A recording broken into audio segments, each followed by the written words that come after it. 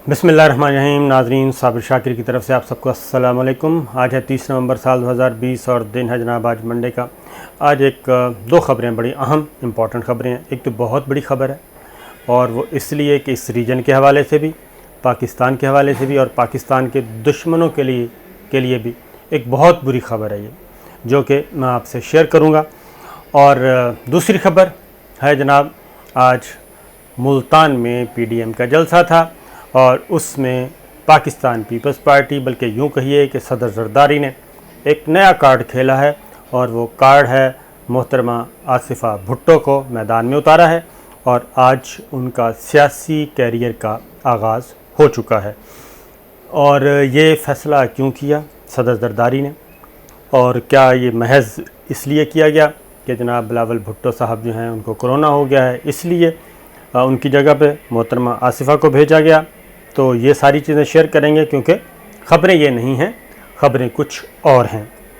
और आसिफा भुट्टो के आने से पाकिस्तान मुस्लिम लीग नवाज़ और ख़ास तौर पर शरीफ फैमिली और ख़ास तौर पर मोहतरमा मरियम नवाज़ साहिबा पे क्या मनफी असरात मुरतब होंगे, ये चीज़ें हैं। लेकिन सबसे पहले जनाब अहम तरीन ख़बर मैं आपसे शेयर करूँगा और वो ख़बर है कि सिचुएशन आपको मालूम है जो चल रही है इस वक्त इस ख़त्ते में, बल्कि इस ख़त्ते से बाहर भी।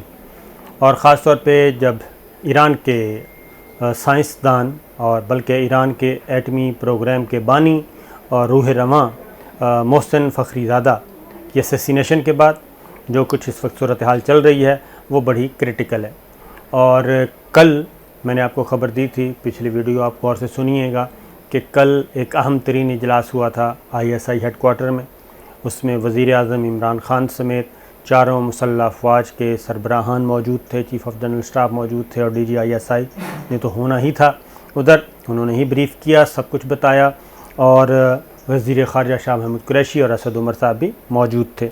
तो ये एक बंद कमरे की मीटिंग थी, बंद कमरे का इजलास था। और आज एक अहम तरीन डेवलपमेंट एक और हुई है और वो डेवलपमेंट है जनाब, चीन के वज़ीर दिफ़ा पाकिस्तान पहुँचे और उनकी मुलाकात हुई army chief general Qamar Javed Bajwa के साथ। इन डिटेल मुलाकात हुई और ये इंतहाई गैर मामूली विज़िट है चीन के वज़ीर दिफ़ा का, ख़ास तौर पर मौजूदा सिचुएशन में जो इस वक्त इंटरनल है पाकिस्तान की और एक्सटर्नल है।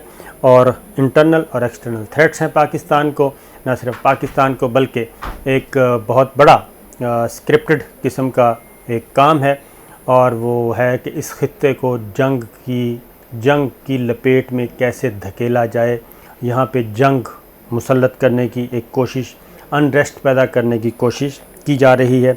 और फिर ये भी जहन में रखिएगा कि जनाब इज़राइल वाला मामला आप ज़रूर जहन में रखिएगा, जो इस वक्त खलीजी ममालिक और अरब ममालिक इज़राइल को तस्लीम करने और ना करने के मखमसे में मुब्तला हैं। और सूरत हाल ये है कि चीन के वज़ीर दिफ़ा army chief general Qamar Javed Bajwa से जो मुलाकात हुई उसमें क्या क्या मौज़ूआत, ये मुलाकात में अगेन कहूँगा कि कल का जो इजलास था, मैंने आपको बताया था कि अगर आप मुझसे पूछें कि 2-2.5 साल में को अहम तरीन इजलास रेटिंग करें तो कल का इजलास ISI हेडक्वार्टर में होने वाला अहम तरीन था, अपनी अहमियत के एतबार से और मौजूदा सूरत हाल के एतबार से। और दूसरा जनाब, अगर मुझसे पूछें कि चीन के वज़ीर दिफ़ा का ये भी गैर मामूली अहमियत का हामिल विज़िट है और इसमें एक अहम तरीन मुआहिदा हुआ है चीन और पाकिस्तान के दरमियान।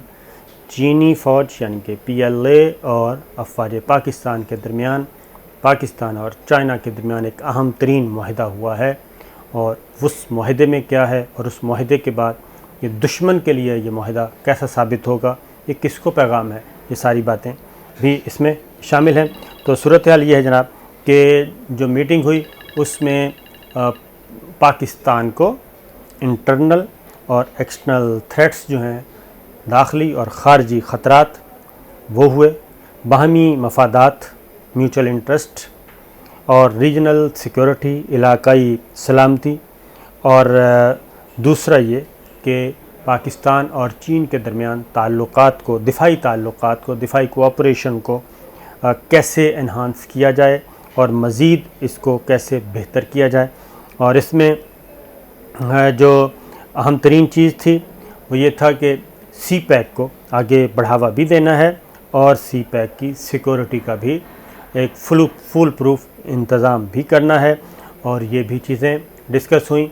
उसमें अफ़गानिस्तान का मुस्तकबिल का अफ़गानिस्तान और अफ़गानिस्तान का मुस्तकबिल नंबर 1, नंबर 2 ईरान पे इज़राइल का जो हमला हुआ और जो असैसिनेशन हुई उनके साइंसदान की, वो मौजूद ज़ेर बहस।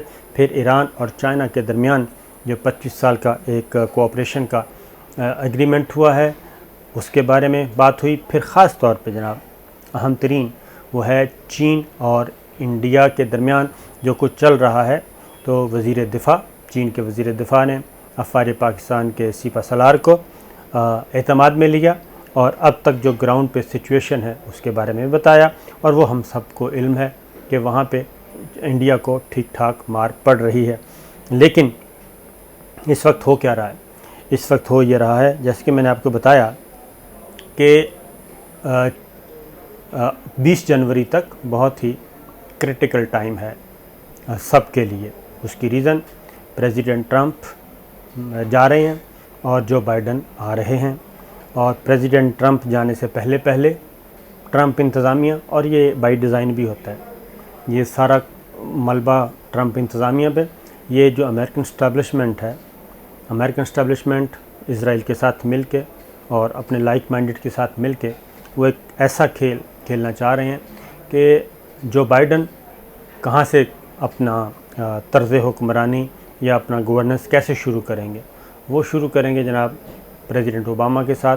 ओबामा के नंबर 2 ये रहे हैं और ओबामा के इन पे बहुत ज़्यादा असरात भी आप देख सकते हैं इनकी सोच पे, इनकी पॉलिसीज़ पे। लिहाजा जो चीज़ें प्रेसिडेंट जो बाइडन करना चाहते हैं, ईरान के साथ नॉर्मलाइजेशन चाहते हैं ये चीज़, और उसके बाद चीन के साथ अलबत्ता जो बाइडन की पॉलिसी ज़रा डिफरेंट होगी वो चीज़, ये सारी चीज़ें। फिर इंडिया के साथ जो बाइडन क्या करेंगे ये आने वाले वक्त बताएगा, क्योंकि ट्रंप के जाने से नरेंद्र मोदी थोड़े से परेशान हैं। लेकिन साथ साथ प्रेसिडेंट ट्रंप या ट्रंप इंतज़ामिया कुछ ना कुछ ऐसे हालात पैदा करना चाहती हैं जो बाइडन इंतज़ामिया के लिए कि जो बाइडन आएँ तो इतने, वो पंजाबी में कहते हैं, इतने लांझे खोल दिए जाएं, इतने कट्टे खोल दिए जाएं, इतने मसाइल ख़राब कर दिए जाएं हालात कि जो बाइडन को संभलने का मौका ही ना मिले। और जो बाइडन चाहते हैं प्रेसिडेंट ट्रंप के दौर में लिए गए इक़दामात को रिवर्स करना चाहते हैं, वो रिवर्स ना कर सकें। और इसलिए, और इसके पीछे मैं 100% मुझे यकीन है कि ये ट्रंप इंतज़ामिया अकेले कुछ नहीं कर सकती थी। पीछे हमेशा इस्टेब्लिशमेंट है, इस्टेब्लिशमेंट के पास ज़्यादा इन्फॉर्मेशन होती हैं कि वो क्या चाह रहे हैं और क्या नहीं चाह रहे। तो लिहाजा उसी अंदाज़ में अमेरिकन इस्टेब्लिशमेंट जो है वो ये 20 जनवरी तक, क्योंकि सारा मलबा जो कुछ अच्छाइयाँ बुराइयाँ होंगी और जो इम्पेक्ट होगा, नेगेटिव असरात मुरतब होंगे, वो सारे का सारा ट्रंप पे गिराएंगे और इस दौरान वो अपने काम करने वाले जो हैं वो कर गुजरेंगे।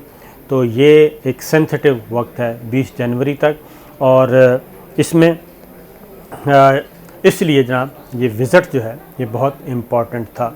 मैंने आपको ब्रीफ बता दिया है और उसमें आगे चलें कि इस एग्रीमेंट में क्या हुआ। उसके बाद जनाब एनवायरनमेंट और सी पैक के प्रोजेक्ट्स को डिस्कस किया गया और अफ़वाज पाकिस्तान की तारीफ़ की गई कि उन्होंने बड़ा फुल प्रूफ सिक्योरिटी इंतज़ामात किए हुए हैं सी पैक के लिए। और चाइना की तरफ से, वज़ीर दिफ़ा की तरफ से ये कहा गया है कि चाइना और पाकिस्तान की दोस्ती गैर मुतज़लज़ल है। और army chief general Qamar Javed Bajwa ने भी इसी तवक्को का इज़हार किया और उन्होंने कहा कि इसी गैर मुतज़लज़ल अंदाज़ में चाइना और पाकिस्तान दाखिली और ख़ारजी सलामती के मसाइल, दाखिली और ख़ारजी ख़तरात को मिलकर निपटेंगे, मिलकर इसको, इन चैलेंजेस को कबूल करेंगे। और जो पाकिस्तान और चाइना के दरमियान कोऑपरेशन चल रही है, खा वो इकोनॉमी मईशत के मैदान में है, तिजारत के मैदान में है या दिफा के मैदान में है, वो सारा के सारा उसको इन्हांस करेंगे, हम उसको बढ़ाएंगे। और उसके बाद जनाब ये फिर उन्होंने कहा कि Pakistan army chief general Qamar Javed Bajwa ने जनाब उन्होंने कहा कि पाकिस्तान आर्मी और जो है चाइना के साथ अपनी दोस्ती और ख़ास तौर पे दिफाई कोऑपरेशन को एक लाजवाल दोस्त के तौर पे देखती है, और ये चीज़ें हमारी बरकरार रहेंगी और पाकिस्तान पे इन चीज़ों को एक्नॉलेज करता है।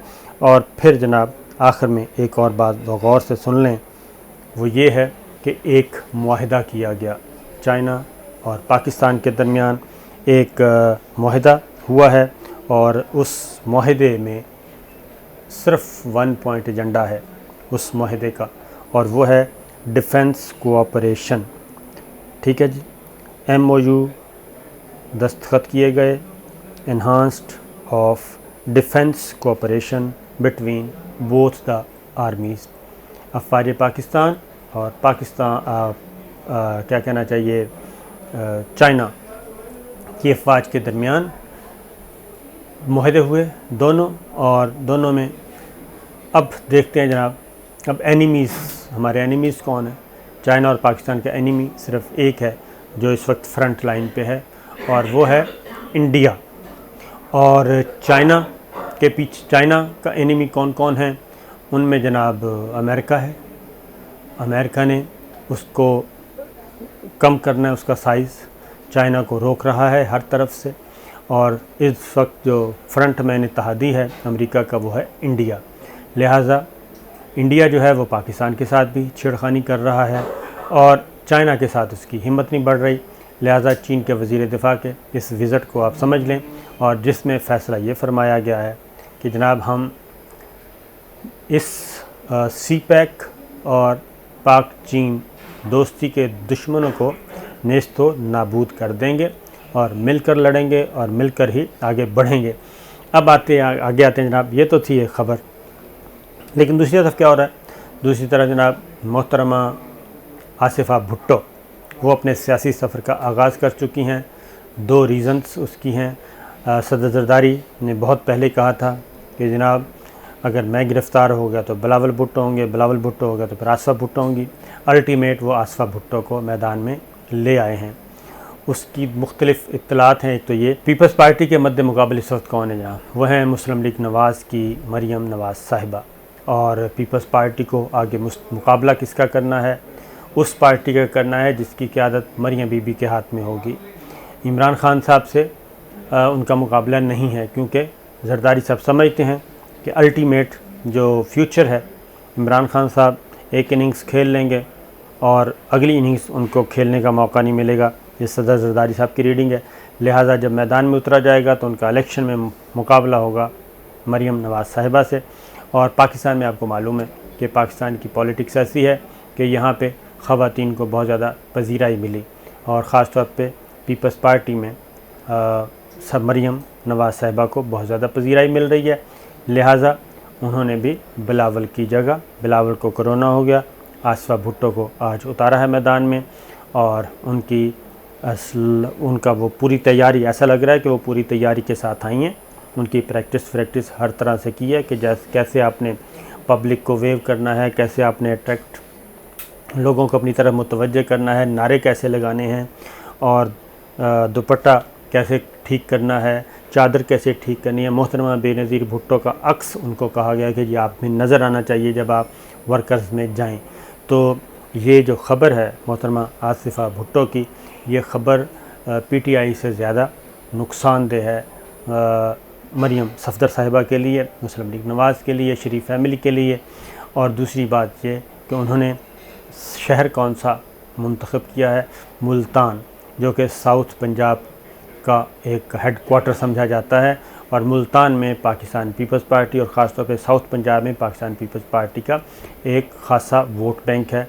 आसिफ़ अली ज़रदारी, सैयद यूसुफ़ गिलानी साहब जनाब प्राइम मिनिस्टर रह चुके हैं, उनको प्राइम मिनिस्टर, पहले वो स्पीकर कौमी असम्बली रह चुके हैं। तो ये सारी चीज़ें, और फिर मुस्तफ़ा कर पीपल्स पार्टी के होते थे, ये सारे, फ़ारूक लगारी साहब पीपल्स पार्टी के सदर रह चुके हैं। तो साउथ पंजाब को पाकिस्तान पीपल्स पार्टी ने हमेशा बहुत इम्पोर्टेंस दी है, और वहाँ पे इनका वोट बैंक मौजूद है। और देखते हैं जरा, खर फैमिली भी उधर ही है, कुरैशी फैमिली भी उधर ही है। ये सारे बड़े ख़ानदान जो है वो पीपल्स पार्टी के साथ मुंसलिक हैं। तो आने वाले दिनों में क्या फ़ैसला होता है, कौन किसको मात देगा, ये हम आपको बताते रहेंगे। लेकिन फ़िलहाल वीडियो ज़रा थोड़ी सी टाइम ख़त्म होने जा रहा है। बाकी बातें इंशाल्लाह अगली वीडियो में करेंगे। इजाज़त दीजिए, अल्लाह हाफ़िज़।